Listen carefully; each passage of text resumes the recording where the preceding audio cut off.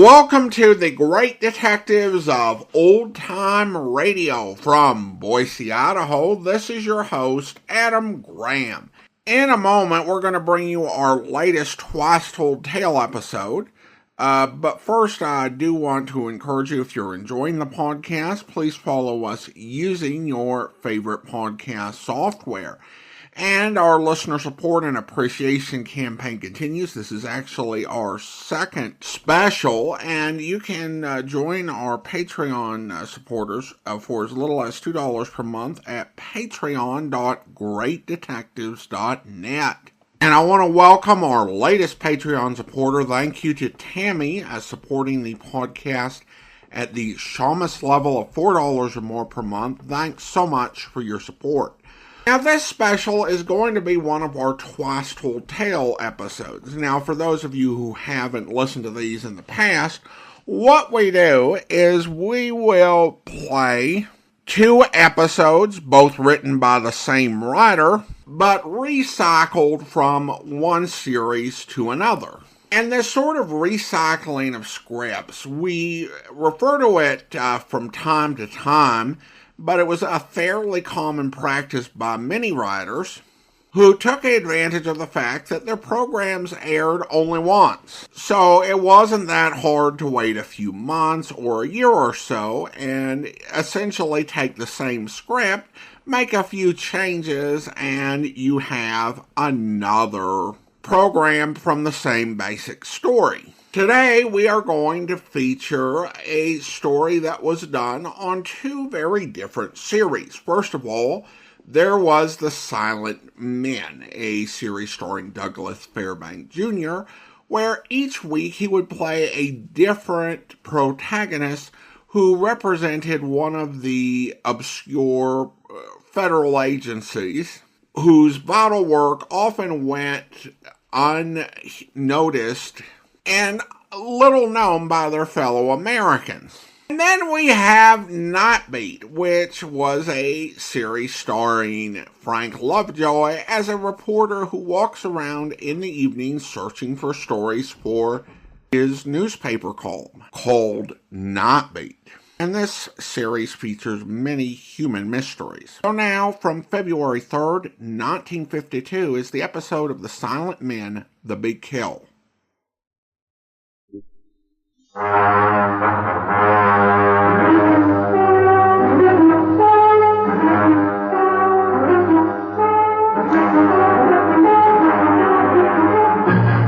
Douglas Fairbanks Jr. in The Silent Men.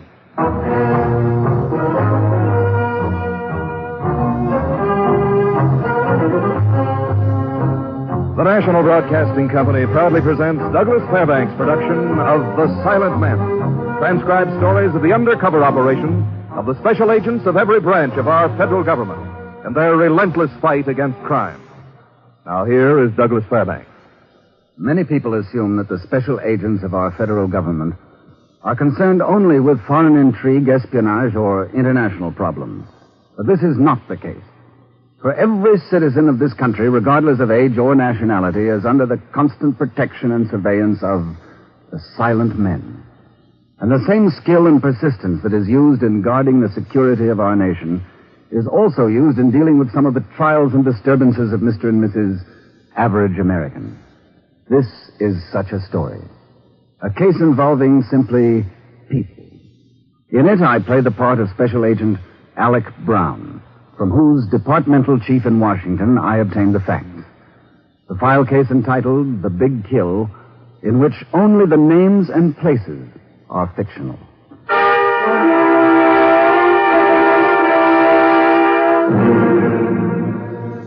I'd been transferred from CAA headquarters in Washington to the district office in New York. A new office meant a new routine, and I was familiarizing myself with it by working evenings. An office is a lonely place at night, and when the phone at my side shattered the stillness with its sharp cry, I was startled out of my wits. Hello? Is this the Civil Aeronautics Bureau? Yes? Who do you want to speak to? Someone in charge. Quick, please, hurry. What is it? Maybe I can help you. A bomb in the plane, Chicago. What? Isn't there anyone there who can understand me? I tell you, the Chicago bomb plane. 1 minute, please. Give me your name, please. What does my name matter? You have no time. The passengers... I must have your name. No, my husband will... I've got to go now. My bus is leaving. What flight to Chicago? 7:55. 7:55? Yes, I couldn't call till now. My husband... Lady, it's 5 after 8 now. You phoned just 10 minutes too late.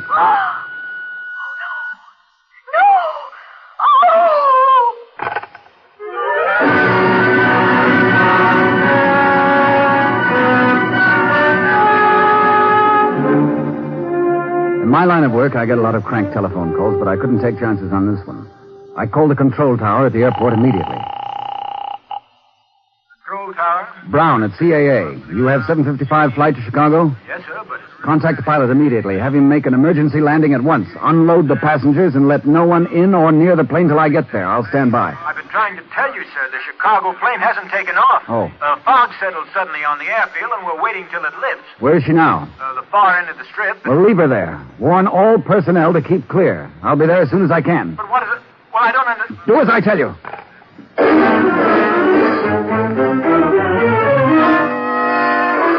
I phoned police headquarters. By radio, they contacted Lieutenant Pearson and a driver in my neighborhood.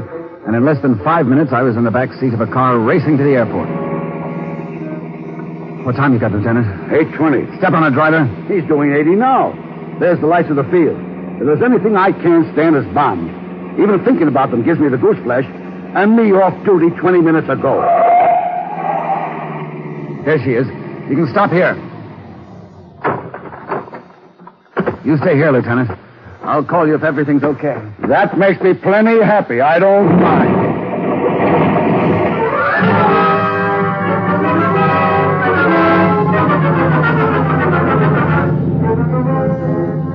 There'd been a bomb, all right. And a big one. When the earth stopped tossing me around, I looked up at the burning DC-4. People were pouring out of the main building, and I saw a truck with a fire crew headed for the plane. I picked myself up to my feet. Come on. You hurt, Alex? You hurt bad? Oh, just shaken up. Lucky I didn't get any closer. Oh, I tell you, I nearly died when I heard it. I ain't afraid of nothing in this big wide world like a bomb blast. And I thought she was another crank. All right, folks. You'll have to step back. Lieutenant, I don't want anyone near but the fireman near this plane. You heard the man. All right, now step back. Right back. All of you, get back. The fire boys did their best, but it wasn't good enough. The charred ghost of the airliner lay there on the ground. If she had taken off on time, 30 human bodies would have been added to the awful sight. Being in this branch of the service for 7 years taught me where to look for evidence. Lieutenant Pearson helped me. What are we looking for? Oh, anything. Bomb fragments, maybe? See these bent ribs here? Uh-huh. That's the spot that got it first. Sure made a mess of this luggage. Yeah, what there is left of it. What's that you got in your hand? A piece of sharp metal I picked up. Here, put it in this handkerchief. It's a bomb fragment. If you see any more, don't handle it. Prints. If I'd have known it was from the bomb, I wouldn't have touched it with a 10-foot pole. Here's a real find. Piece of leather with a fragment embedded in it. Could just be it. Be what? A suitcase the bomb came in. Passengers still waiting? Yeah, they're celebrating the miracle that let them go on living. I'm afraid one of them is going to stop celebrating.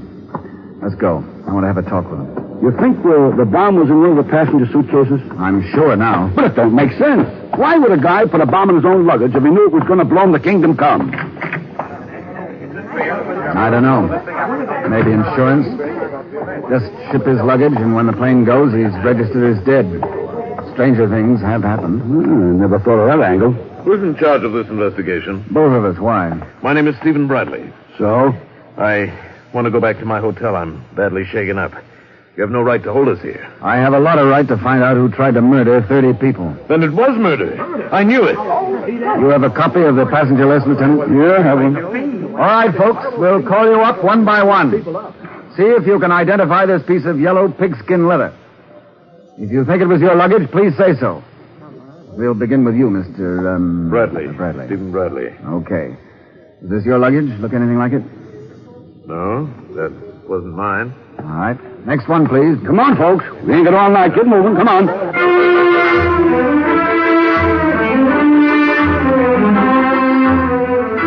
30 people lined up to look at the piece of yellow leather.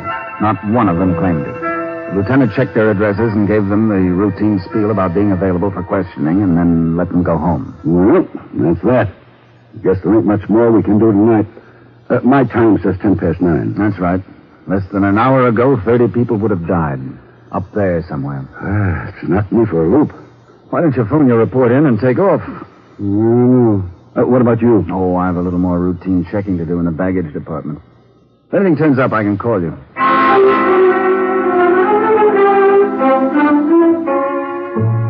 The baggage man was reading a 10-cent comic book.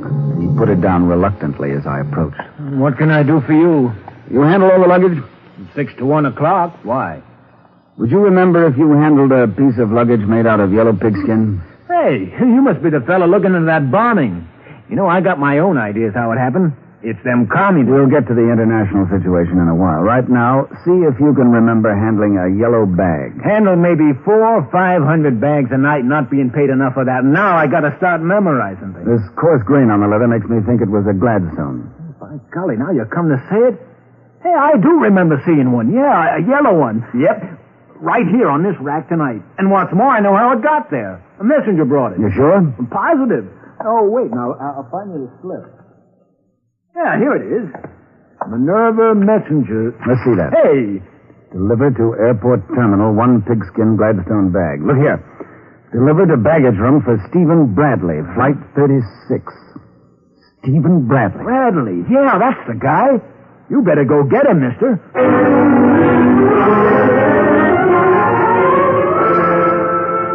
I phoned Bradley at his hotel. He hadn't checked in yet. Then I called Lieutenant Pearson. There was no real welcome in his voice. Glad you called, Alec. What's up? I found out who owns that suitcase. Good, I'll pick him up. Not so fast. It's Stephen Bradley, and he's not in his hotel. I'll get him all right. So that's who did it. The way he strutted around there, you think he owned the airport. Well, let's not convict him yet. Find him first, then prove it. That's the way it's done, you know. Save them book rules for somebody else. Where'll you be? I'm going to visit a 24-hour messenger service, the Minerva Company. Ever heard of it? No. You will.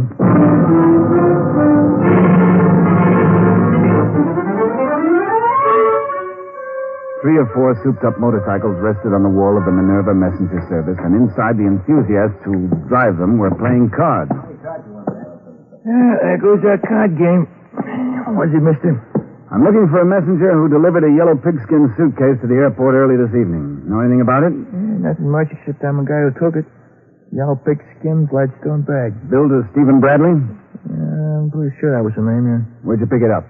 I was at screwy deal this evening. Boss finds an envelope in a mail slot, got $2 in it, and a key to a locker at the Arlington bus depot. Instructions to pick up a suitcase about 6:30 and take it to the airport. Arlington bus depot. Yeah, now, look, if you'll excuse me, I was kind of having a lucky streak when you came in. Well, here's the $50 I kept you from winning. Ah, thanks. That guy's all right.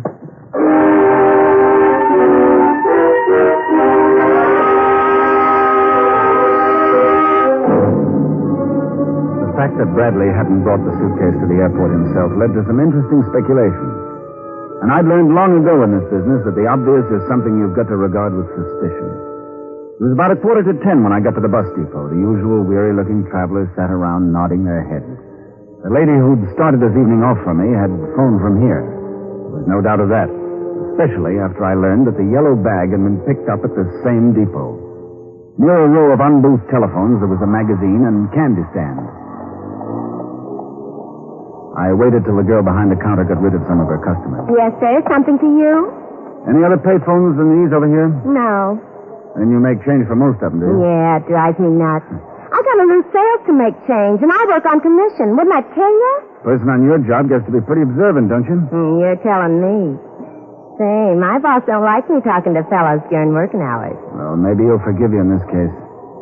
I'm a special agent, federal government. Go on, you're kidding.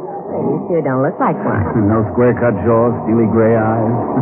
Look, miss, this is serious. Very serious. I get you, mister.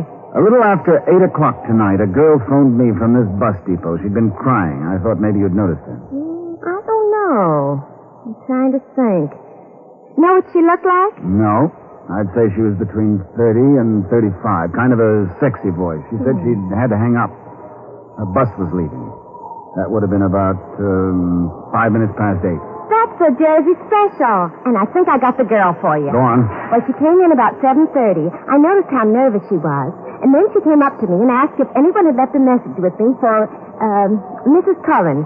Coran. Anyway, some name like that. Her eyes were red, like she'd been crying, so I watched her. You saw her make the call? Right at the first phone. Did you... No, I couldn't hear what she said, but her shoulders were shaking like she was bawling. Mrs. Coran or Corin? Uh-huh. What does she look like? Well, like I wished I looked. Dark hair, about 5'4", beautiful figure. Are you writing that down? Yeah. Just a minute. Boy, am I done. Before she left, she gave me a note to give to anyone who might ask for her. It said Hal. Hal? Yeah. Oh, she didn't seal it or nothing, so I know. And this Hal came and got the note? No, I still got it. Here it is. Hal, please come home. What do you make of it? Jersey bus leaves at 8:05. I saw it go through the Jersey gate. Make any sense to you? Yeah, a lot. You know what? What? If you ever need a job, there's one waiting for you. In Washington.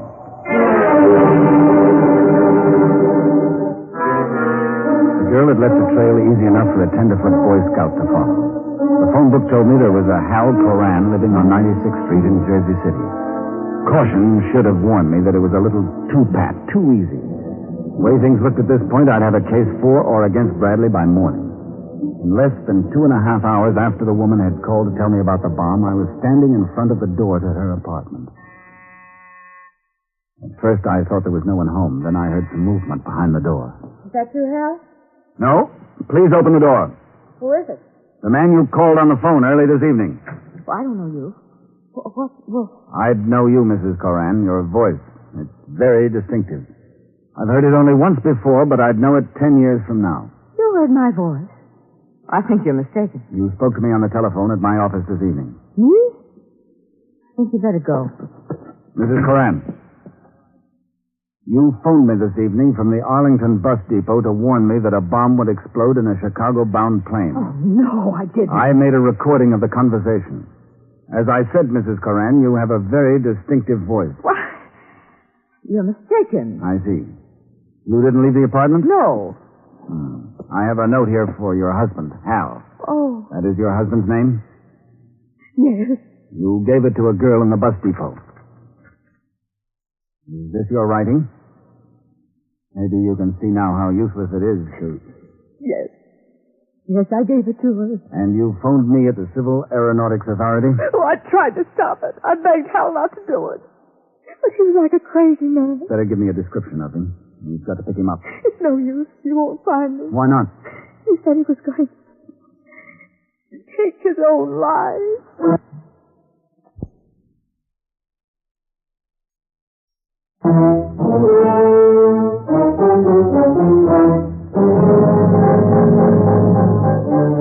I got his description and phoned it in to police headquarters. From them, I learned that Bradley had not yet been located. All the while I'd been on the phone, Mrs. Coran sat there crying softly. And, Sergeant, if you get anything, you can phone me at, what's the number here, Mrs. Coran? Exeter 1074. Exeter 1074. Yeah, okay. Thanks. He's dead. And it's my fault. It was the quarrel. It started off like any other quarrel. Husband and wife disagreeing. Would you like to tell me about it? I suppose I'll have to sooner or later. My husband and Stephen Bradley started the union machine shops together. They were equal partners to begin with. They did exceptionally well, I understand. No, not at first. Then Hal did something. He used some of the company's funds. He gambled with it. When Bradley found out he wanted the money put back at once or he would prosecute, well, Hal couldn't raise that much. Bradley took over Hal's half of the business instead. And then? He lost all of his initiative. He became a laborer in the business he'd created. Bradley used him for all he could. We quarreled about it. You always refer to him in the past tense. He's dead. I see. Then we learned that Bradley had sold out to an eastern combine for $150,000. Bradley hadn't said anything till the deal was completed.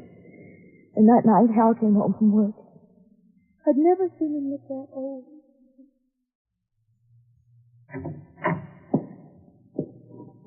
Claire? Oh, just a minute. I'll put the fire into the soup. Hi, honey. Well, how come you brought all your things home from the office? Let's not talk about it now. I'm dead. Hal, something's wrong. Oh, not now, will you? After supper, please. It's always not now with you, isn't it? Come on, tell me, Hal. All right. I lost my job. I'm out of work. Can.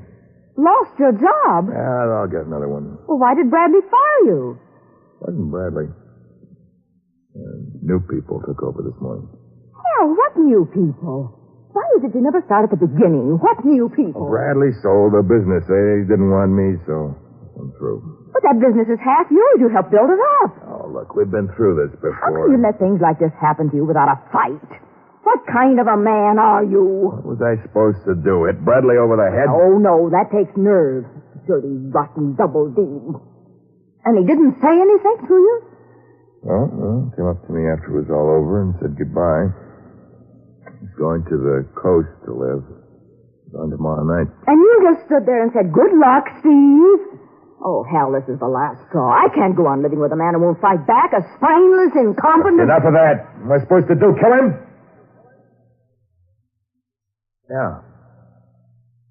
Maybe that's what you want me to do. Kill him. You weak-kneed jellyfish. Go on, let him step on you. Coward. All right. I'll show you. It's the last time you're going to call me that. What are you going to do? What you want. Kill him. Kill Steve Bradley. Who said anything about killing? Just go up to him and demand what's coming to you. Half of that money is yours. You know how far that's going to go. Oh, Hal, please, talk sense. I'm talking it for the first time in my life. See you later. Hal, come back, Hal!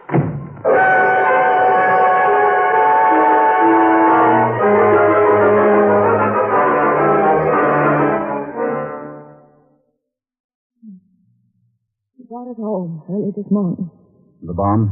Hal put it in a suitcase and made me go with him and put it in a locker. And he drove me to the messenger place, and I dropped the envelope there with the key in it. He had a gun with him and said he would kill me. But why a bomb? Why jeopardize the lives of 30 passengers? I don't know. It was like a man who's lost his mind. He made me wait at the bus depot till I picked the suitcase up. Then he came up to me and said goodbye. He said he would kill himself after he was sure the bomb had gone off. Oh, maybe. Hello? Alec Brown still there? Yes, just a minute. Here, Mr. Brown. Brown?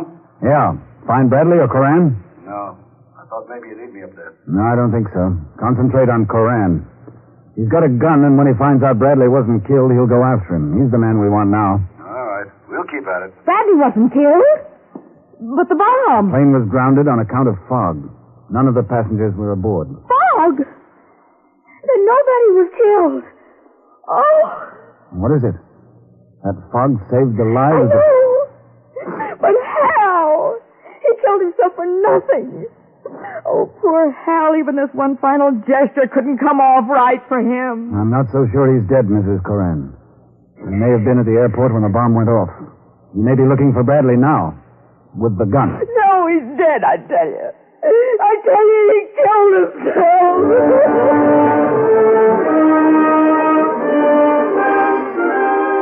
The poor woman was in a state of semi-hysteria, and I was only too glad to bring her some sedative pills she kept in her medicine chest. She took 2 of them and fell back exhausted on the couch. I phoned headquarters. Still no news of either Bradley or Coran. It was near midnight, and I was getting a little drowsy myself. But I heard someone turning the doorknob. He stood in the doorway a moment. An old man in his 30s. His shoulders sagged, and there was a look of utter dejection about him. He blinked stupidly at me. Then he walked over to the woman on the couch. What's the matter with her? Claire? Are you Hal Coran? I'd like to talk to her. Claire, Claire, wake up. What?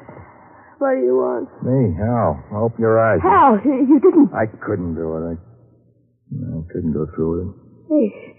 He couldn't do it. He didn't have the nerve. What's the matter with her? I told you to let her be. She's upset, hysterical. The poor kid. It's all my doing. Look, Claire, baby... Get away from me. Don't touch me. I hate you.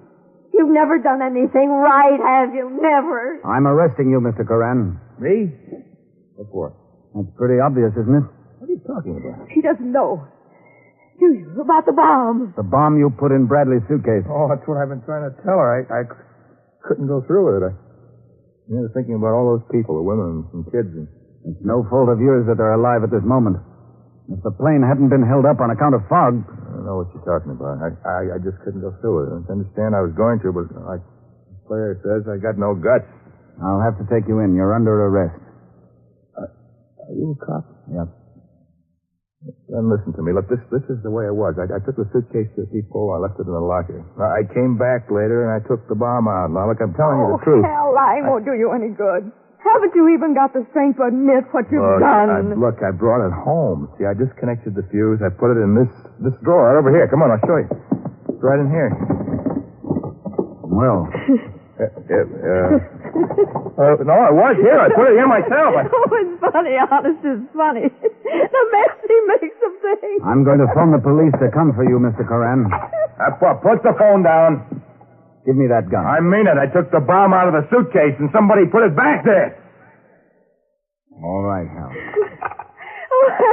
What's the... Well, will you listen? Somebody put that bomb back there. How long do you think you'll last? Long enough.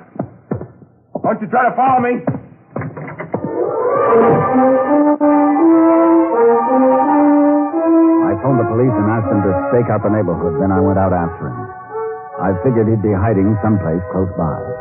I felt uneasy about leaving Mrs. Coran alone in the apartment, so after about 15 minutes, I went back. I heard some movement behind her door.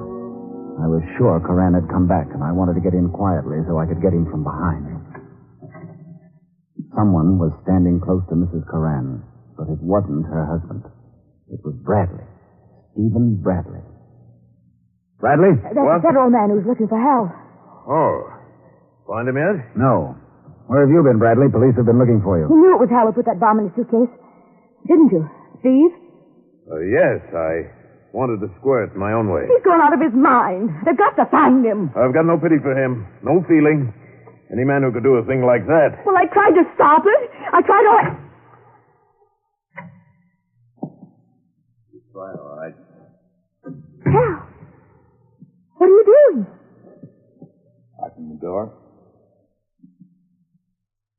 All right, line up against the wall, all of you.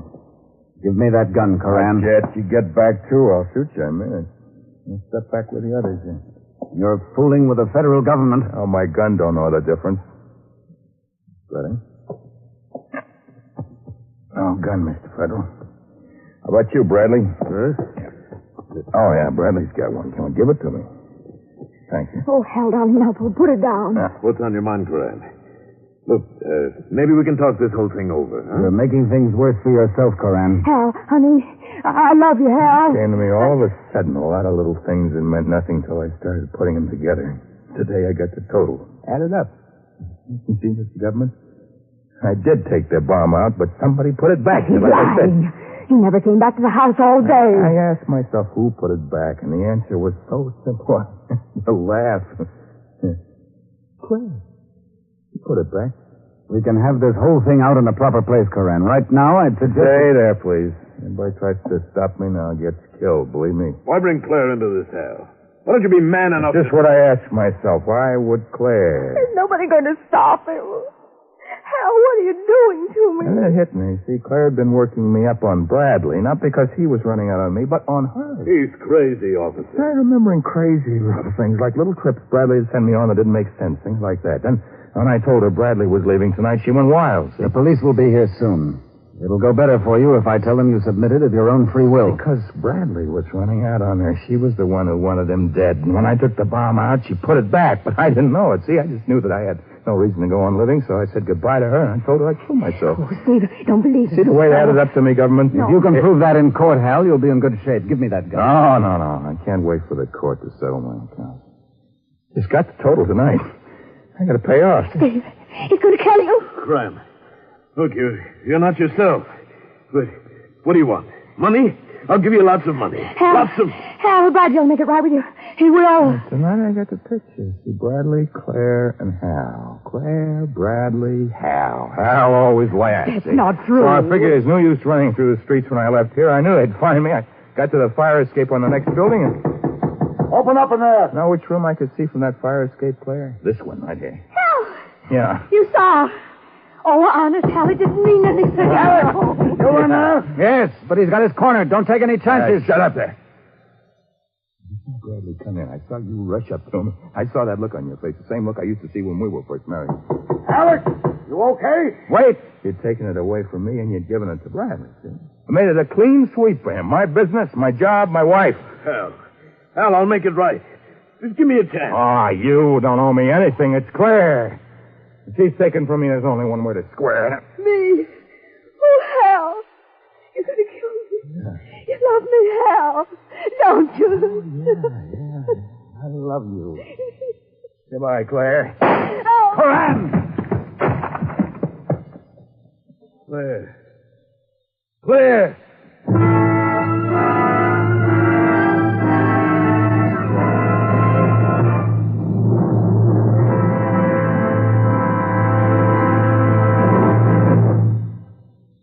This is Douglas Fairbanks again.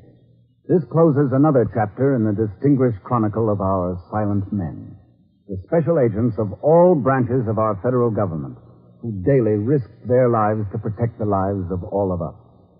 Next week, we will tell you a story involving a missing boatload of plasma in the file case entitled Blood Money, another venture undertaken for our protection by the Silent Men. The Silent Men is produced and directed by Warren Lewis. Tonight's case was written by Lewis and Rusoff and transcribed in Hollywood. Only the names and places were fictional. Featured in tonight's cast were Lorene Tuttle, Lamont Johnson, Harry Lang, Paul Freese, Betty Moran, and Jack Carroll. Your announcer is Don Stanley. Douglas Fairbanks is currently presenting Betty Davis, Gary Merrill, and Emlyn Williams in the motion picture Another Man's Poison. Listen again next week and every week to other exciting cases involving the law enforcement adventures of the special agents of our federal government. For they are the Silent Men.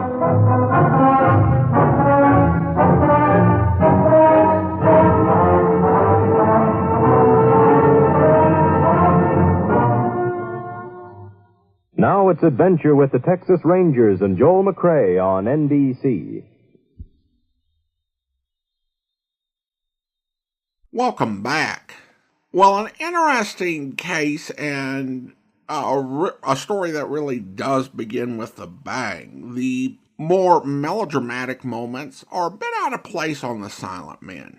But other than that, I thought it was a decent episode. Well, now let's see how Nightbeat handled it 7 months later. Here, from September 4th, 1952, is Ellen. Nightbeat.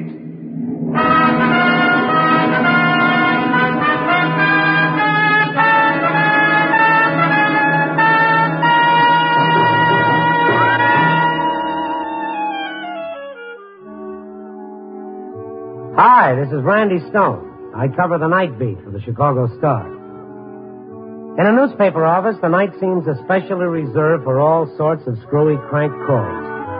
And if every wild tale that came in over the telephone was tracked down, there wouldn't be enough reporters left around to make up a game of solitaire. This yarn started with one of those calls, but it ended differently. And how differently it ended.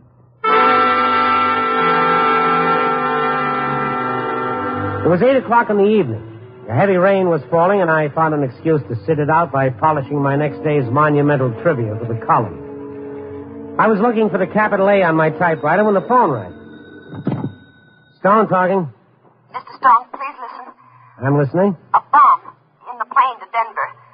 A what? In the Denver-bound plane tonight. A bomb. Don't you understand? What's your name? You have no time. The passengers... If you're on the level, you give me a name. No, my husband. I've got to go now. My bus is leaving. You're in a bus depot. Which one? Mr. Stone, you're wasting time. It's true, I tell you. The Denver plane. Well, what time does the flight leave? 8:30. I couldn't call till now. You say 8:30? Yes. Oh, please. Well, lady, you phoned exactly 10 minutes too late. 20 minutes to 9 right now. Oh, no.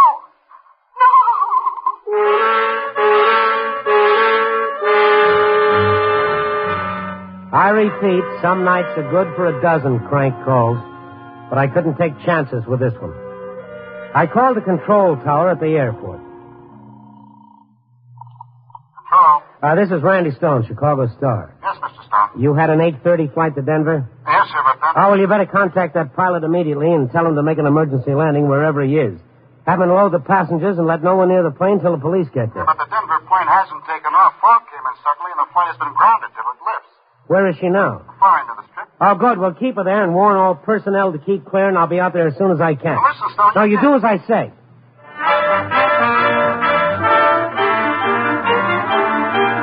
I phoned police headquarters, and they sent a radio car to pick me up. In 5 minutes, I was sitting in the back seat with Sergeant Skalski while the driver ripped up the streets at 70 miles an hour.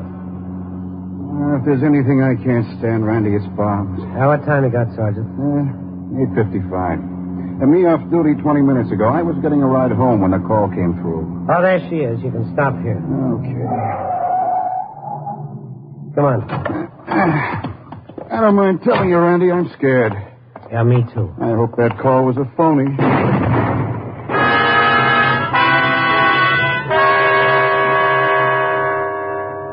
It was a bomb, all right, and a big one.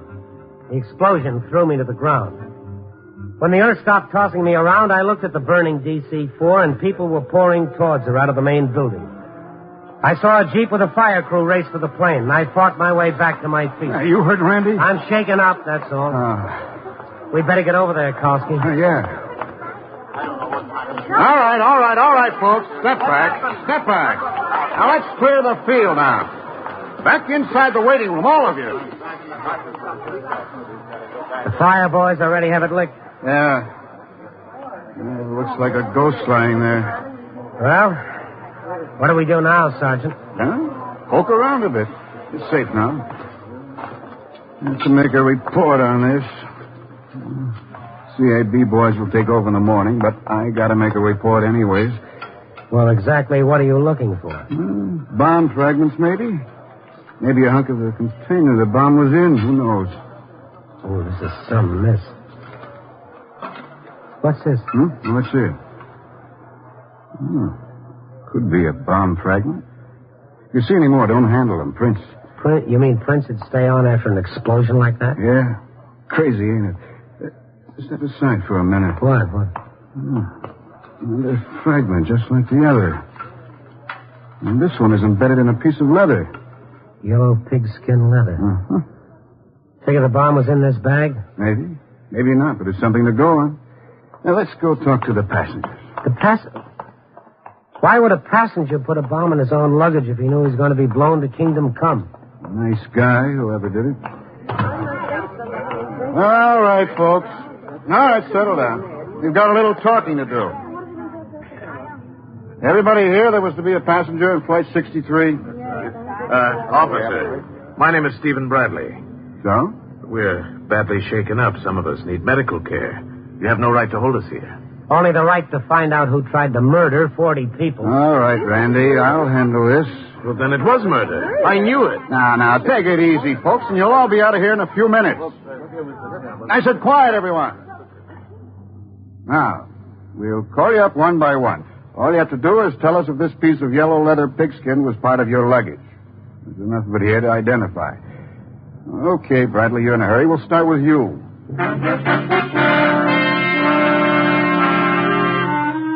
36 potential corpses lined up and filed past the piece of yellow leather. None of them claimed it. Then Sergeant Kalski checked their addresses and gave them the routine spiel about being available for further questioning, and he let them go. There's not much more I can do. Tomorrow the Aeronautics Bureau will take over. I'll phone my report in. My watch, right? It says 9:45. Yeah, it's right. You coming back to town with me? Well, if it's okay with you, I'll stick around here and do a little checking on my own. Okay. But I tell you what, if anything hot comes up, call me at home. Don't phone it into headquarters. I don't want them to think, perish the thought.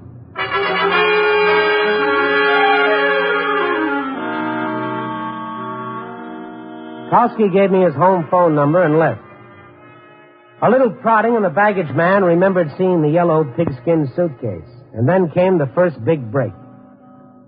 The baggage man found a delivery slip from the Minerva Messenger Service testifying to the fact that they'd delivered in good order one pigskin leather suitcase to be checked on the ticket of one of the passengers, Mr. Stephen Bradley. I found Bradley at his hotel. He hadn't checked in yet. Then I called Sergeant Kalski. There was no real welcome in his voice. So glad you called, Randy. Got the thing all wrapped up? No, but I found out who owned that yellow bag. Stephen Bradley, one of the passengers. Yeah, I remember him. I'll go out and pick him up. No, it's not going to be that easy. He's not at the address he gave us. I'll get him, all right. So that's who it was, huh? I'll have him by midnight. What time is it now? It's 25 to 11. Where'll you be? At the Minerva Messenger Company, 24-hour service. Never heard of it. You will. The brakes were with us. The Minerva Messenger Company had a complete record of the pickup on the suitcase. They'd found an envelope in the mail slot that evening with $2 bills and a key in it, and a typewritten unsigned note had instructed them to pick up a suitcase in the locker at the Arlington bus depot and take it to the airport to be checked on Stephen Bradley's ticket. It was nearly 11 o'clock when I got to the bus station. And near a row of long, unbooed telephones, there was a candy and cigar stand. Yes, sir. Something for you? Those are the only payphones here? Uh-huh. No closed booths. When it's quiet, you should know some of the conversations I listen to. I guess you make change for a lot of them, huh? Yeah, it drives me nuts. My boss don't like me talking to men during working hours. Well, I'm disqualified. I'm a reporter. Reporter? No kidding. No kidding. I'm trying to locate a woman who phoned me from here. She's about 20 to 9. Were you working then? Yeah. Yeah, what'd she look like? I don't know. She'd been crying. I'd say she was in her early 30s. Kind of a sexy voice. 20 to 9? You say she was crying? Well, toward the end of the conversation, she started crying. I think I know who you mean. I talked to her. Go on. She came in about 15 minutes after 8. Maybe 20 after. She looked scared, like she'd run away from somebody, so I watched her. That's my slow time. You said you'd talk to her. She asked me if anyone had left a note for Mrs. Curran or Curran. Some name like that. Oh, Mrs. Hal Curran. That's what it was. You think she was Mrs. Curran? I know it. She said if anybody asked for her that she'd be back. A few minutes later, she made the call. It must have been to you. She burst out crying and hung up. What did she look like? Like I wished I looked. Dark hair, 5'3" or 4. Beautiful figure. No wonder you're looking for her. She was alone? Nobody with her that I know of. And she got on the bus all alone. You wouldn't happen to know what bus? Sure, the Lake Forest bus. She asked me what time it left, and I told her. Say, that should make it a cinch. Her name is Mrs. Hal Curran, and she lives in Lake Forest. Well, that's almost too easy. It looks like she loaded you with information knowing that I'd be around. In a way. Maybe I don't blame her. What's your name? Marion. Why? Well, if this story breaks, I'll share my byline with you. I don't know exactly what you mean, but I'm all for it.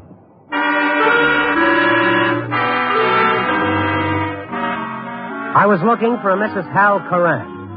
The girl who'd phoned me from the bus station to so accurately prophesy the bomb explosion on the Denver-bound plane. And she'd left a trail easy enough for a tenderfoot Boy Scout to follow. In less than an hour, I was pounding on her door.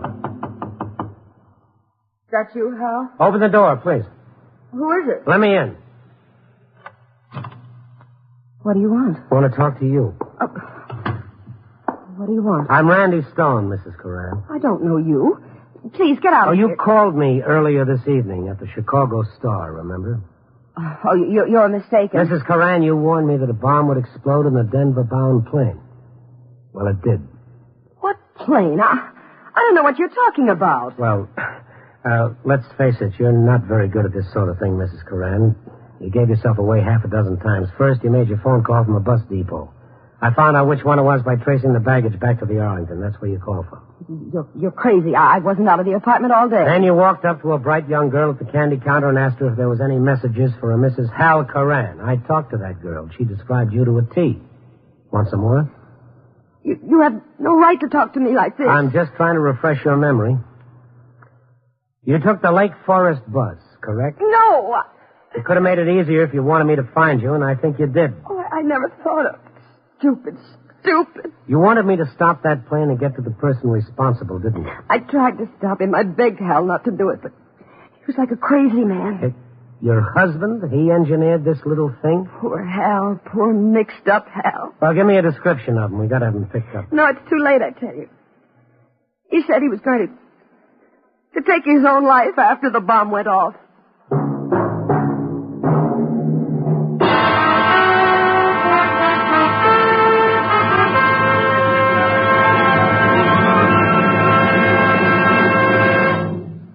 NBC is bringing you Night Beat, starring Frank Lovejoy as Randy Stone.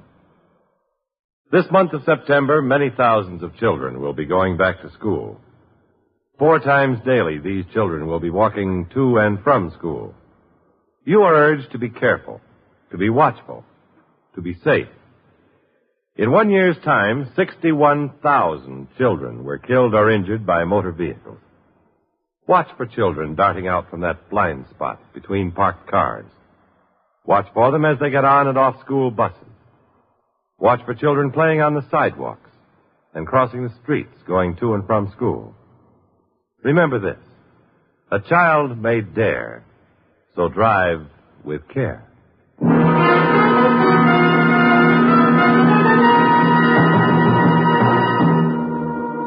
And now back to Night Beat and Randy Stone. I got his description and phoned it into police headquarters. I asked him if Sergeant Kalski had brought in Bradley, and they told me he hadn't. All the while I've been on the phone, Mrs. Coran sat there crying. Sergeant, if you locate Kalski, tell him I'm at, what's the number here, Mrs. Coran? Evergreen 31074. It's Evergreen 31074, thank you. Dead. It's my fault. It's just like I did it. Well, there's no point in blaming yourself, Mrs. Coran. It was the quarrel. Hal and Bradley had started the business together. They were equal partners. Mrs. Coran, I'm a reporter. Maybe you'd better not say anything. No, just like I killed him, I've got to talk to someone. He may not be dead. About 6 years ago, Hal gambled with company funds. Bradley found out and said he'd prosecute if the money wasn't returned. Where could Hal raise $6,000? Well, that's quite a mound of greenbacks. They made a deal. Bradley was to get Hal's interest and agreed to keep Hal on as one of the shop foremen. After that, he lost all his initiative. He stayed a laborer in a business he'd created. I begged him to break away, but he wouldn't. We quarreled about it often. I didn't know it would lead to this. Maybe you better try and have a rest. Last night, Hal came home from work. I'd never seen him look so old and beaten.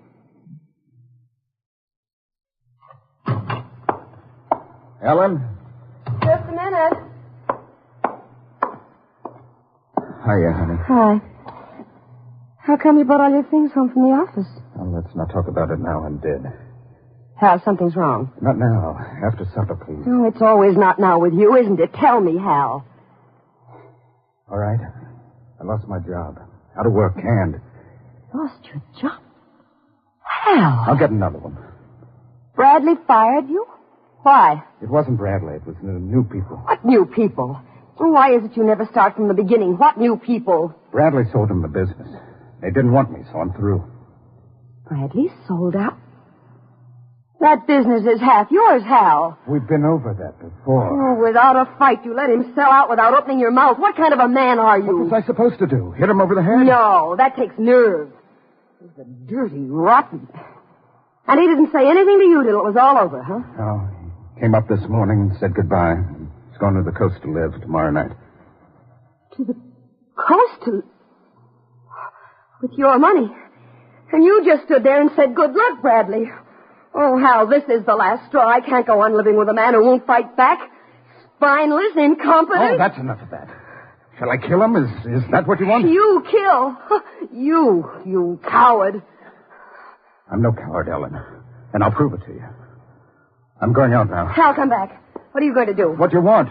Kill Bradley. Kill Steve Bradley. Oh, who said anything about killing?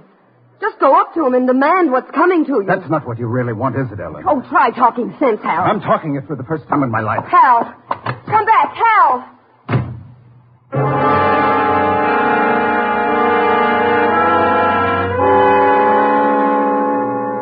And this was last night? I didn't know he meant it, but this morning he brought it home. He had a gun, too. He said he'd kill me if I tried to interfere. He was crazy. What did he do with the bomb? He put it in the suitcase and made me go with him to the bus depot. Put the suitcase in the locker. Later, he had a messenger pick up the key and check the bag through to the plane. But why a bomb? Why take the lives of 40 people to murder one man? I told you, he lost his mind. He wouldn't talk to me all day, just watched me every minute. And after the messenger came? He said goodbye to me. He said as soon as Bradley was dead, he'd kill himself. Well, we've got to find him. When he finds out Bradley wasn't killed, he'll go gunning for him. Bradley isn't dead? But the bomb, you said it went off. Well, it did, but the plane was still on the ground. Your call was in time after all. Then nobody was killed. What's the matter? Don't you understand? Nobody was killed. Nobody. Hal killed himself for nothing. Poor Hal. Even this last thing couldn't come off right for him. Well, I'm not so sure he's dead, Mrs. Coran. He may have been at the airport when the bomb went off. He may be looking for Bradley now. And with a gun. He's dead, I tell you. He's killed himself.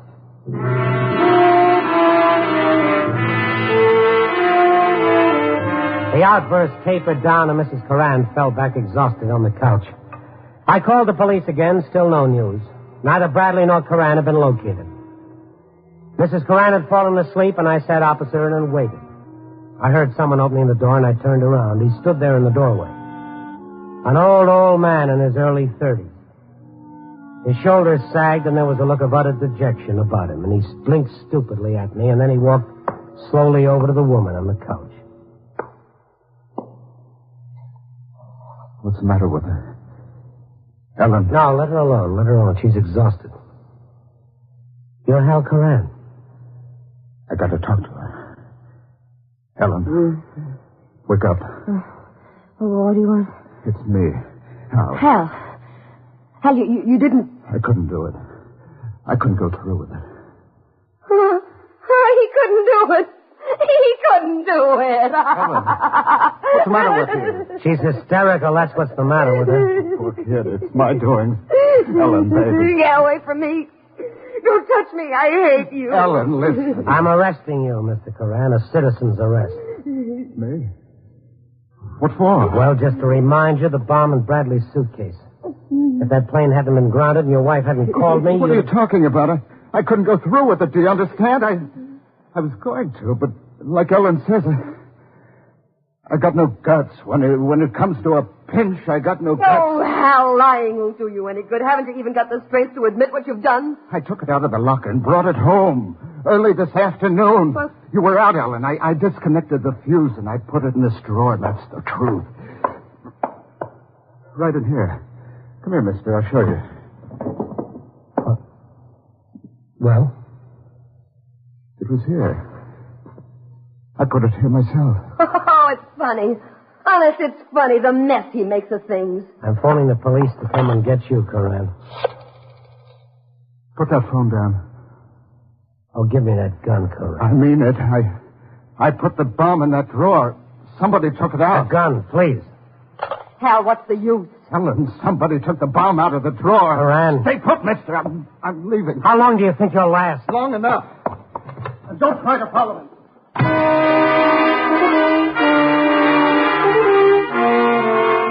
I phoned the cops again and brought them up to date, and then I went looking for him. I figured he might be hiding close by. In a few minutes, the neighborhood was swarming with police, so I went back to stay with Mrs. Coran. I heard some movement behind her door. I was sure it was Coran. I wanted to get in quietly so that I could grab him from behind. A man was standing near Mrs. Coran when I got inside, but it wasn't her husband. Bradley. What? Oh, Mr. Stone. Oh, did you... No, we haven't got him yet. It won't be long, though. This the newspaper man you told me about, Ellen? Yes. Where you been keeping yourself, Bradley? A lot of uniformed men have been looking for you. Oh, he knew at the airport that Hal had put the bomb there, didn't you, Steve? Yes, I recognized the letter. I'd given that back to him for a birthday present. Well, why didn't you tell the sergeant? I wanted to square it my own way. I tried to stop it. I tried all I could. You tried all right. Hal! I locked the door. Line up against the wall, all of you. Give me that gun, Coran. Get back. I'll shoot you. I mean it. Well, the cops will be here in a minute. That's all I need. A minute. Hal, darling, put the gun down. We can settle this without guns, Coran? It came to me all of a sudden. few minutes ago, I got the total. I did take that bomb Oh, home. he's lying. He never came home all day. So I asked myself, who put it back in the suitcase and had it delivered? The answer was so simple, I had to laugh. Ellen. She took it back. Me? Coran, you're not on trial here. Save your defense for the right place. I'd suggest that you... Don't move. Anybody tries to stop me now gets killed. Why bring Ellen into this? Why don't you be man enough to take I her? asked myself that, too. Why would Ellen... Isn't anybody going to stop him? Then it hit me. Ellen been working me up on Bradley. Not because he was running out on me, but on her. Get it? He's crazy. When I told her Bradley was leaving, I couldn't understand why she went wild like that. Then I started remembering little things, like useless trips Bradley would send me on, stuff like walking into a room and seeing him laughing about something.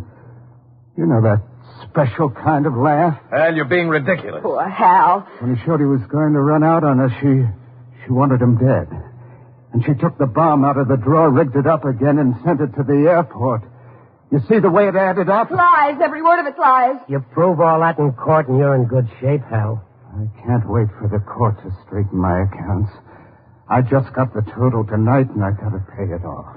Steve, he's going to kill you. Hal, look. You're not yourself. What do you want? Money? I'll give you some. Lots. Steve will make it right with you, Hal. He will. Tonight, I got the picture. Bradley, Ellen, and Hal. Ellen, Bradley, and Hal. Hal always laughed. No, that's not true. You know when it all came to me? After I left you a little while ago, Ellen. I didn't go running through the streets looking for a place to hide.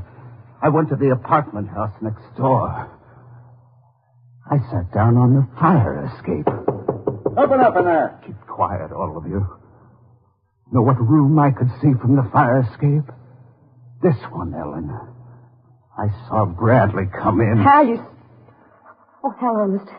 It didn't mean anything. You ran up to him, and I saw a look on your face, the same look I used to see when we were first married. Randy, you went out? Hold it. Kosky's got a gun. Shut up. You took that look away from me and gave it to Bradley. That made it a clean sweep for him, my business, my job, my wife. Hal, I'll make it right. Just give me a chance. You, Bradley? You don't owe me anything. It's Ellen. What she's taken from me, there's only one way to square. Me? Hal, you're going to kill me? Coran, listen. I believe you. The court will, too. You love me, Hal. Don't you love me? Yes, Ellen. I love you. Then you wouldn't... Coran. Goodbye, Ellen. He did it. He killed her. Yeah.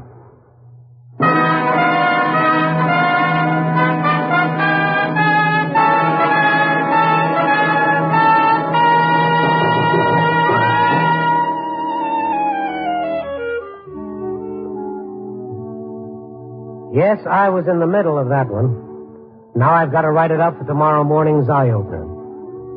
Now, whose point of view will I handle it from? Hal's? You couldn't do that. He's a murderer. You wouldn't want to sympathize with him. And Bradley's?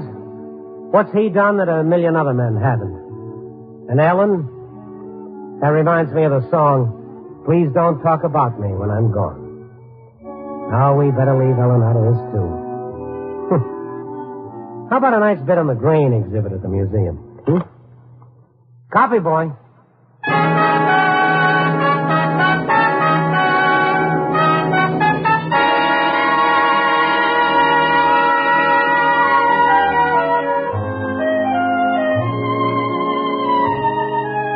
Night Beat, starring Frank Lovejoy, is produced and directed by Warren Lewis.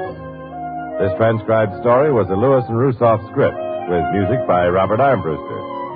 The part of Ellen was played by Joan Banks. Others featured were John Stevenson, Paul Frees, Stan Waxman, and Sandra Gould. Frank Lovejoy appeared through the courtesy of Warner Brothers, producers of The Miracle of Our Lady of Fatima.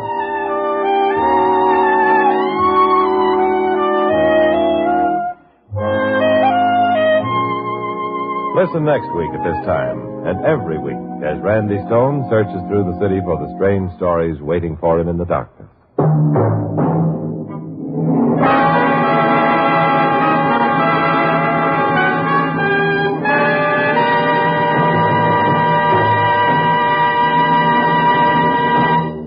Night Beat came to you from Hollywood.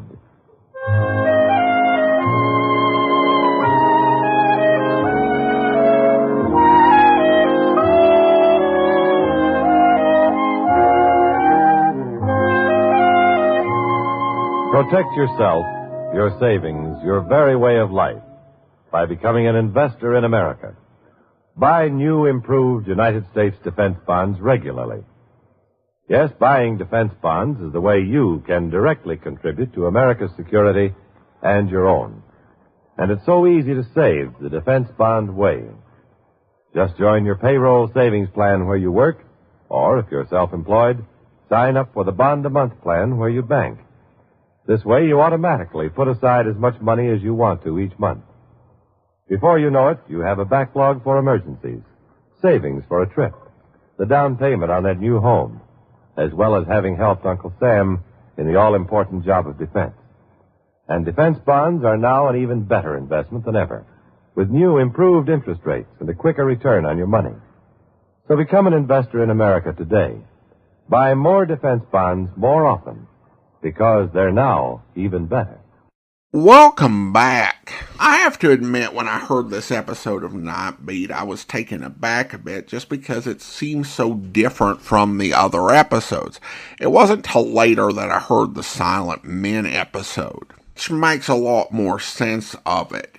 As a story, it tries to take something that was told for a federal law enforcement officer and tell it for a reporter. And I think they're able to cover most things pretty well. There are some things, though, that just are awkward. Randy Stone making a citizen's arrest, that has never happened in any other episode of Night Beat. Now, to understand why this episode ended up on Night Beat, you have to understand what was going on with that series. It had been sponsored by Pabst Blue Ribbon Beer throughout the summer of 1952. But in September, that sponsorship was over. And it was essentially, at this point, a sustained network program that would leave the air before October. So there's a sense in which these 4 episodes in September were effectively playing out the string for the series. So if you're Warren Lewis and you've already got the script you wrote for the Silent Men, it's like, let's turn this into a Night Beat episode. And it worked to get the job done, but it doesn't come off as very consistent with the series. As evidenced by the somewhat rambling end of the episode, which was trying to get that Night Beat ending when Randy would philosophically sum up something about the case. Often with keen insights. Here it just felt like he was rambling on a bit.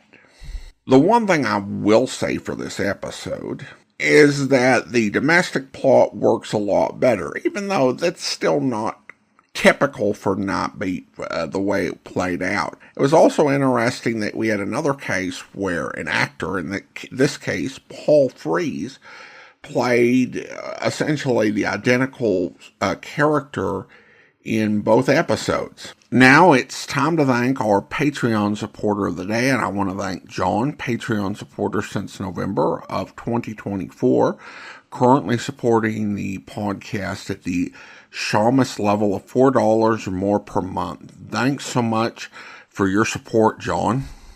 And that will do it for today. If you're enjoying the podcast, please follow us using your favorite podcast software, and be sure to rate and review the podcast wherever you download us from.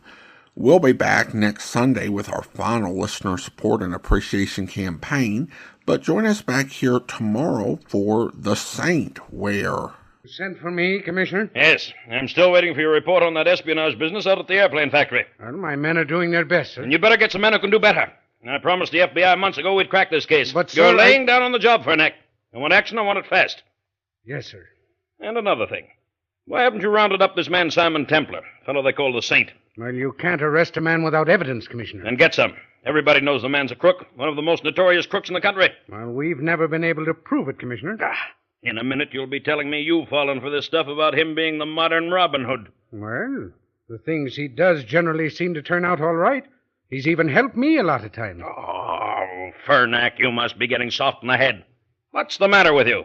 Are you sick or something? Well, as a matter of fact, sir, I am. I'm suffering from indigestion. Indigestion? Well, why don't you get something for it? Why don't you get some miracle tea? Is that the stuff they advertise on the radio? Yes. I hope you'll be with us then. In the meantime, send your comments to box13@greatdetectives.net. Follow us on Twitter at Radio Detectives. And check us out on Instagram, instagram.com/greatdetectives. From Boise, Idaho, this is your host, Adam Graham, signing off.